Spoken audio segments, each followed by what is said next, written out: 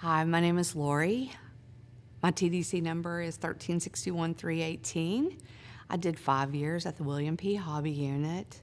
I left there in February of 2011, and a whole new chapter in my life began.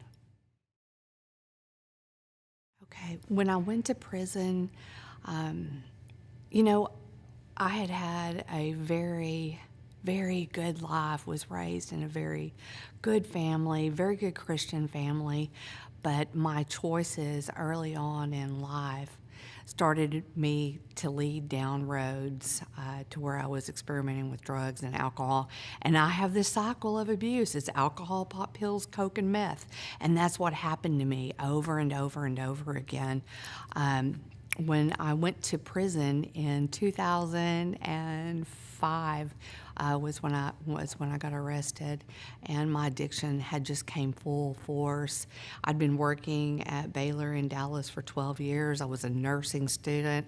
I was your typical soccer mom, and alcohol opened the door to meth again once more in my life, and this time it was something that I was not able to recover from at that time, and got connected with a bad relationship, which took me down a very dangerous road. He was very abusive. I'm a survivor of domestic violence. I speak out on domestic violence awareness because people need to know that if something doesn't look right, it's probably not right, because there were many times with me when things would be happening, when we would be at a gas station or whatever, and had somebody have noticed that I was being abused, or that there was trouble, then hopefully somebody would have helped.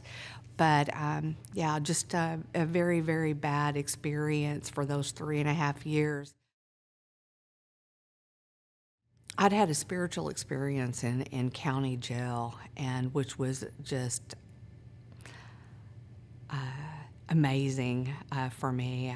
When I went into county jail the last time, I was very broken, very destitute, and as most of us do, we reach out to God. We call those 911 prayers, and that's what I did. I could not stop crying, just really broken and destitute. And I remember thinking, we were at a church service in jail, how y'all go to the multi-purpose room, and we're in there, and the ladies from the church are there, and I'm at the back of the room, and all of a sudden something starts pricking at my heart, and I start crying, and I can't stop. And I remember the lady from the church across church, whenever they came in and asked to take everyone back out, she said, "Officer, can we keep this one?" And that was all it took. I just began crying and weeping before the Lord. And I gave my heart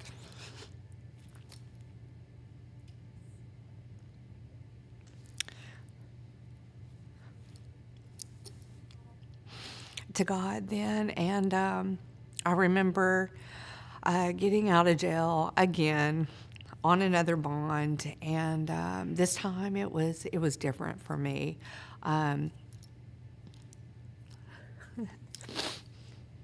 This time, I walked out of jail and into treatment, and I didn't have any money. I didn't have any insurance. By this time, everything was gone. My children were living with their father. My son was with my mom. The house was gone because task force had came in and raided our home and had seized my home. And the career was gone, and nursing school, everything was gone. And I walked out of county jail again, and I walked into treatment, and I never looked back. And I was sober a year and a half before I had to go into prison and take care of all of my legal charges. And I'm so glad I had that year and a half to get established in a program, working with a sponsor, with recovery, learning how to put God first in my life, and learning how to take care of me and my relationship with God. While I was in prison, I found out that Hobby was going to be starting a faith dorm. I'd already been there for probably 3.5 years, and I was really excited. I was on the ministry team, and so I decided to apply to the faith dorm, and I moved in. But let me back up just a minute, because there was another significant event that happened. Along about my second year in prison, my partner had been coming to see me regularly in between his bouts with the system in and out of jail. And God really started, once again, I stayed in my word. Like, I read the word all the time. And I listened. I told you, God opened my ears to be able to hear what he was saying to me. And along about the second year, he really started working on my heart about doing something different. Doing something different. Change begins now. It doesn't begin then. Change begins now. If you have the ability to make those changes in your life now and start setting a course for something different, do that today. Do that now. Start making a plan so that you have some goals that you want to be directed towards when you get out. Have a plan. And so along about the second year, I was reading in Judges, and the Lord was talking to the Israelites, and he told them, he's like, why do you, and I'm going to paraphrase, why do you want to turn around and go back to the people in that land, the people who oppressed you and who abused you? Why do you want to go back to there? Because every time they would get afraid and they would run back to what was familiar to them. And that's what God started speaking to me. He said, why do you want to return to the land of the enemy? And it was just like a huge awakening. And, the hardest thing that I ever did, and I'd been praying and on my knees, I had spent so much time in prayer and crying out to God about this relationship and where it was going to go, knowing where it needed to go and what I needed to do. And, I remember writing that letter to him. And the first line of that letter said, by the time you receive this letter, you will be off my visitation list. And I took him off my visitation list, and I didn't hear from him again. That was it. It was over. It was done. And when I walked out of prison, I walked out free from that relationship that had kept me just in such bondage, relationship-wise, with codependency, not knowing who I was, my own identity. And so I got to start learning who I was and start building a new path. But I found out that they were going to be starting the faith dorm with discipleship. I'd heard about Linda and Terry and Jean and all of the volunteers from Discipleship Unlimited, and I'd heard that they were starting the dorm. And so I applied. Back then we had to apply to be admitted into the faith dorm, and I got in there and started working on myself even more.